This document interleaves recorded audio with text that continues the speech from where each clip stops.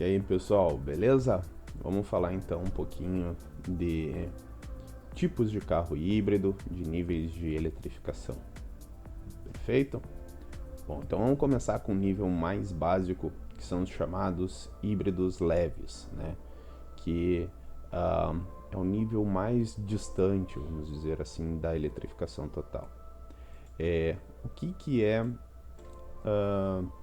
um híbrido leve? Normalmente um híbrido leve ele usa um motor downsizing e uma bateria de 48 volts. Tá? Por que um motor downsizing? Tá? Um motor downsizing, para quem não sabe, é um motor de litragem pequena com turbo, tá? Justamente para ter mais eficiência do que os motores aspirados de litragem maior. Então, se coloca um motor de litragem menor com turbo, onde muitas vezes apresentam o mesmo nível de desempenho de motores aspirados de litragem maior e com um consumo mais interessante. Tá? Então, normalmente se pega um motor turbo e coloca ali uma bateria de 48 volts para auxiliar, tá bom? Bom, exemplos de híbridos leves do mercado, tá? Nós temos aqui de algumas marcas, tá? Tem aqui vários exemplos da Caoa Sherry que veio com uma variedade grande e com bastante propaganda na nossa mídia e no cenário nacional, que é o Arizo 6 Pro, o Tiggo 5 Pro e o Tiggo 7 Pro.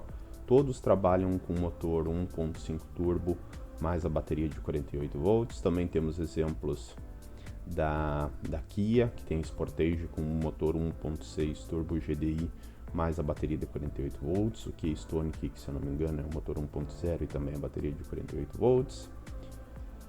E temos modelos mais premium, que como da Audi, tem de outras marcas, tá? Só que são só alguns exemplos, tá, pessoal? Tem vários outros exemplos no mercado. Aí tem o Audi A3, o A4, o A5. Todos estes têm uma bateria ali de 48 volts para auxiliar, tá? O que é importante frisar nos modelos híbridos leves? Que ele não necessariamente vai ter um consumo de combustível melhor que um concorrente 100% a combustão, tá? O que dá para se concluir é que, obviamente, se tu pegar a mesma versão do carro sem a bateria de 48 volts para auxiliar, vai consumir mais combustível. A bateria de 48 volts, ela ajuda levemente ali o carro a ter um pouquinho mais de tração. Muitos chamam essa bateria de 48 volts funcionando como uma espécie de super alternador ali, tá? Enfim, né? Em alguns modelos normalmente ela dá ali um pouquinho mais de torque, em torno de 3 kg de força-metro de torque e uns 10 cavalos ali de potência, não muito mais nem muito menos do que isso, tá? Mas sim, acaba ajudando no consumo, acaba proporcionando ali com que, como alguns dizem, ali na velocidade de velejar o carro, ajude um pouco mais ali na tração e consequentemente gerar uma certa economia de combustível, tá? Mas de novo, tem muita gente aí achando que todo híbrido é super econômico. Não, cuidado com os híbridos leves, tá? Nem todo híbrido leve vai ser super econômico, beleza? Porque as pessoas associam carro a híbrido a um baixíssimo consumo de combustível e nem sempre é assim, tá? Bom, indo para um nível mais alto de eletrificação, aí nós temos alguns exemplos de híbrido full, tá? O híbrido full, nós temos aqui alguns exemplos como Corolla Sedan e o Corolla Cross tem versão híbrida, o Kia Niro e agora aí o H6 HEV, tá? O híbrido full ele já tem uma bateria um pouco maior, tá? Que ela já participa mais da tração do carro, tá? A bateria ela ajuda a empurrar mais o carro do que a bateria do híbrido leve, tá? E consequentemente contribui para um menor consumo de combustível. Aqui já tem ganhos mais significativos, tá? Em termos de consumo. Beleza? Bom, Só que aqui tem, dependendo do carro, ele tem estratégias diferentes, tá? Tem que ver o tamanho da bateria, tá? No caso do Corolla Cross e do Kia Niro, eles possuem ali uma receita semelhante, tá? Já no caso do H6 híbrido, o motor, a bateria, ela é maior do que estes outros modelos, tá? Ele tem uma cavalaria bem mais alta, tá? E o motor, a combustão, ele é bastante acionado para carregar as baterias dele, tá? Mas via de regra todos têm esse recurso, tá? Importante frisar também que é utilizada a frenagem para ajudar a recarregar a bateria, tá, pessoal? Enfim, aqui então o importante saber é que é um nível de eletrificação um pouco mais alto que gera um melhor consumo de combustível, tá? Mas aí nós chegamos, aí temos o próximo nível, que é o híbrido plug-in. O híbrido plug-in ele chega, é o mais próximo possível da eletrificação, tá? Qual é a diferença do híbrido plug-in para o híbrido full? O híbrido plug-in, como o próprio nome já diz, a gente pluga ele na tomada ali para carregar, tá? E diferente do híbrido full, ele consegue andar só no modo elétrico, tá? Então ele tem ali um modo de condução que ele tem uma bateria, normalmente tem uma bateria mais forte do que o híbrido full, que proporciona com que tenha um modo de condução apenas no modo elétrico, tá? E aí tu consegue fazer ali até uma quilometragem X só no modo elétrico, tá, pessoal? Já tem híbridos plug-in aí de diferentes faixas de preço, tá? Normalmente os híbridos plug-ins que nós temos de entrada em nosso mercado, que seria abaixo de 300 mil, os exemplos aí é o Tiggo 8 Pro, tá? E o Aval H6 e o Aval H6 GT, tá? Então estes são os híbridos plug-ins que nós temos abaixo de 300 mil aí no mercado. Talvez tenham outros exemplos aí que eu não saiba de cabeça, fiquem à vontade para complementar, tá? O Tiggo 8 Pro, se eu não me engano, faz até no máximo até 70, em torno de 70 km, 77 é o que é anunciado pela Caoa Chery, se eu não me engano, mas na prática ele faz menos, só no modo elétrico, tá? O H6 GT já tem, o H6C e o H6 GT, eles possuem uma bateria maior, então tem um alcance maior apenas no modo elétrico, tá? A vantagem disso é que para fazer ali a movimentação ali diária na cidade, normalmente uma pessoa não faz mais do que 50 km por dia. Até tem alguns aí que faz, mas uma grande média para andar na cidade. Tu consegue ali andar só no modo elétrico, sem gastar uma gota de combustível. Essa é uma das vantagens do híbrido plug-in, tá? Pessoal, um ponto importante que eu acho que vale frisar sobre os híbridos de forma geral. Eles utilizam então ali uma bateria e mais motor a combustão, ou usam propriamente um motor elétrico combinado com motor a combustão. Isso obviamente gera uma complexidade adicional, porque afinal são dois tipos de tração ali, isso encarece manutenção, né? Tem todo um cuidado a ser tomado adicionalmente. Por isso que algumas montadoras adotam a estratégia de pular do modelo a combustão direto para a eletrificação sem passar por modelos híbridos, tá? Então, dependendo da montadora, uma usa a estratégia X, outra usa a estratégia Y de mercado para atingir a eletrificação. Mas um momento que nós estamos vendo no mercado é que existe aí uma corrida pela eletrificação, tá? E algo que é importante também citar é que os chineses estão na vanguarda disso, tá? Principalmente a BYD, tá, pessoal? a BYD. Esqueci de colocar inclusive um modelo aqui da BYD, que é o Song Plus. Ele também está na faixa aqui abaixo de 300 mil, tá? A BYD, pessoal, ela fornece, ela é a marca de carro que mais emplaca veículos elétricos no mundo, e ela fornece as baterias para a própria Tesla, baterias para a Toyota, baterias para outras montadoras, tá? E ela é a terceira empresa de maior valor de mercado do mundo atualmente. Perde para a Toyota e perde para a própria Tesla, né? Essas são as duas empresas com maior valor de mercado atualmente. E essas duas compram as baterias da BYD, então isso mostra o potencial que esse mercado está tendo, tá? Bom, mas continuando aqui, então abaixo de 300k, Tiggo 8 Pro, a H6 e o H6 GT também tem o Song Plus, entre 300 e 400k, tá? Nós temos o Compa 4xE, que foi 4XL, como queiram chamar. Ele foi lançado a um valor de 350k, tá?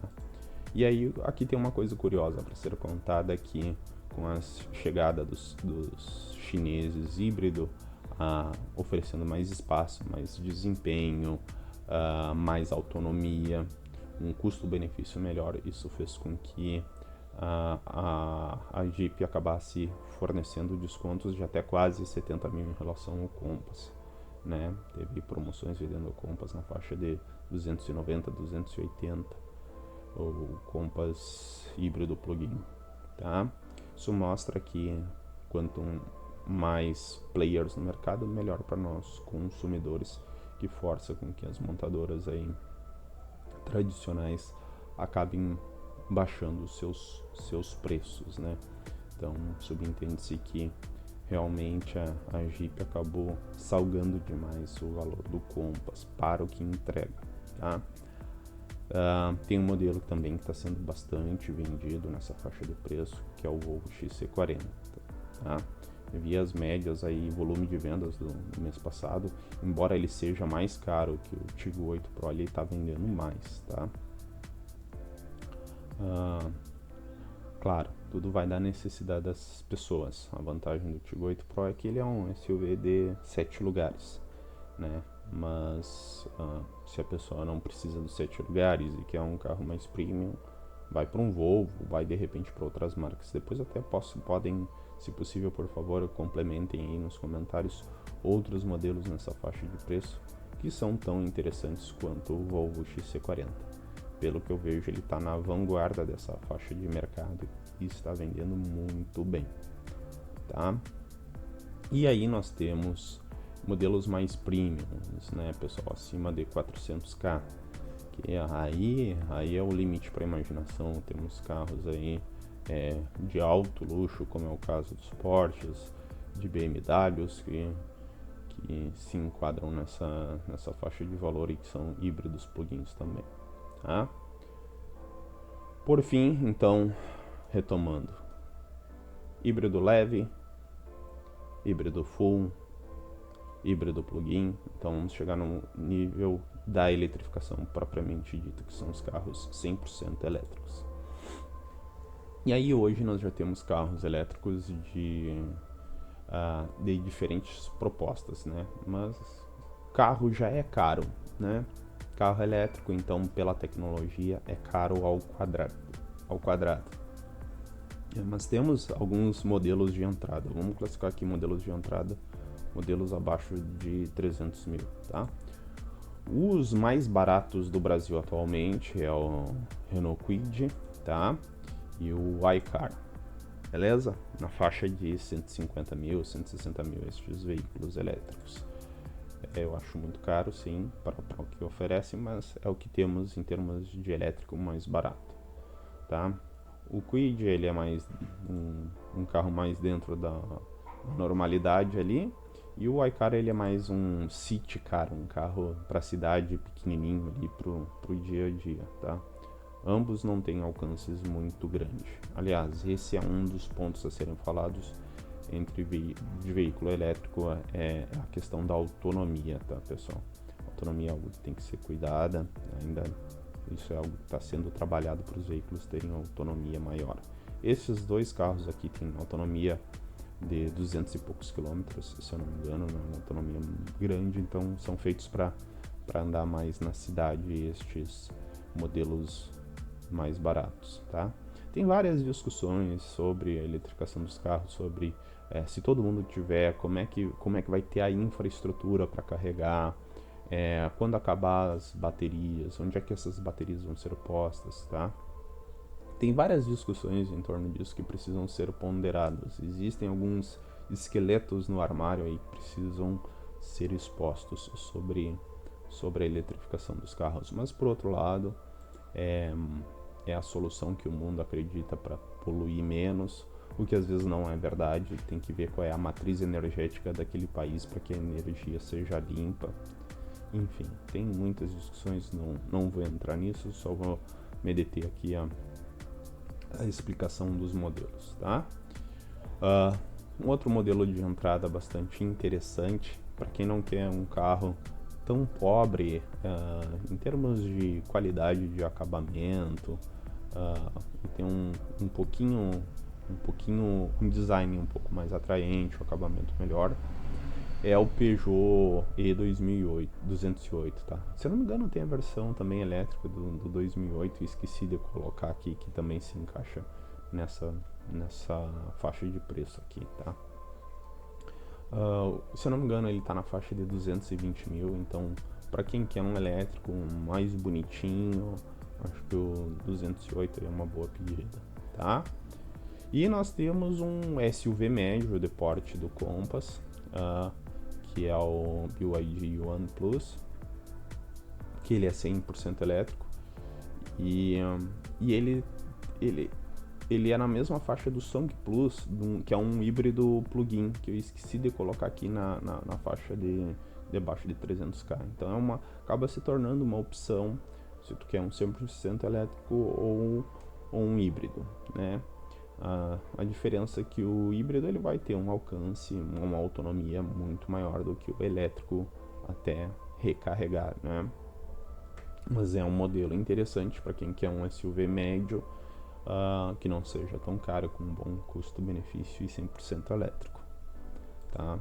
Se não me engano ele está na faixa de 260, esse cara aqui. É caro, sim, é caro, mas considerando híbrido elétrico, considerando os outros que estão nessa faixa e o que ele entrega, parece ser uma opção legal, tá? Também o BYD ele é super bem acabado pelo que a gente vê aí nos reviews. Confesso que eu nunca andei nele, já andei no iCara, foi uma experiência legal, mas não andei nestes outros. Gostaria até de andar para ver qual é a experiência que é. Nós temos elétricos aí intermediários, daí com um pouco mais de requinte. Intermediários entre aspas, porque já são bastante caros, né, pessoal? Mas aí não vamos entrar nos modelos de alto luxo, esportivos, que são os próximos, que são carros que passam de $500 mil, tá? Mas ali numa faixa mais intermediária, nós temos aí outros exemplos da BYD, que são carros muito bonitos, com altíssima performance. Se eu não me engano, o RAM ele faz de 0 a 100 na casa de 3 segundos, é muito bonito, tem um acabamento, um interior muito legal. BYD também é um carro com alto desempenho, tem uma boa autonomia. Se eu não me engano é o primeiro SUV elétrico também de 7 lugares, super espaçoso, muito bem acabado, também legal, mas claro, são modelos super caros, né? Se eu não me engano se aproxima de 500 mil esse, e esse aqui é na faixa de 300 e pouco, uma coisa assim. Estou por fora do preço exato, mas eu acredito que seja nessa faixa. Então, por isso que são classificados aqui como modelos intermediários. Se tiverem outros modelos intermediários nessa faixa de valor que se enquadrem na categoria destes caras aqui, fiquem à vontade para comentar, são só exemplos, tá? E aí nós temos os elétricos de alto luxo, né? Aí aqui alguns exemplos é o Porsche Taycan, Tesla Model S Plaid, temos Audi e-tron, temos outros modelos aqui, tem Mercedes elétrica, que eu não coloquei aqui na lista, enfim, tem vários outros, mas aí são carros que ultrapassam os 500 mil, alguns deles aí beiram 1 milhão ou passam disso, enfim, são carros de alta elite extremamente caros, tá? Mas percebam, assim como nós temos modelos de entrada, já para o modelo entrada entre aspas, né, pessoal, para o modelo dos modelos elétricos e dos modelos a combustão, nós temos o mesmo para os modelos elétricos. Beleza? Tem algumas coisas aí que estão circulando no mercado atual, que parece que a BYD já está produzindo carros elétricos que vão ter um preço similar ao Onix, né, que é um dos carros de entrada mais barato que nós temos em nosso cenário. Vamos ver o que acontece nos próximos anos. Acredito que cada vez mais vamos ter modelos mais eletrificados no mercado daqui para frente. É uma corrida que as diferentes montadoras estão fazendo, né? É uma corrida pela eletrificação. Quem tem energia solar, querendo ou não, isso pode ser, se tiver veículos que se encaixem no mesmo valor do a combustão, quem tem energia solar vai se tornar uma opção de excelente custo-benefício, porque daí tu carrega na tua casa, faz o que tem que fazer ali no dia a dia, isso tudo vai ajudar a reduzir custos. Mas, por enquanto, ao meu ver, ainda está caro.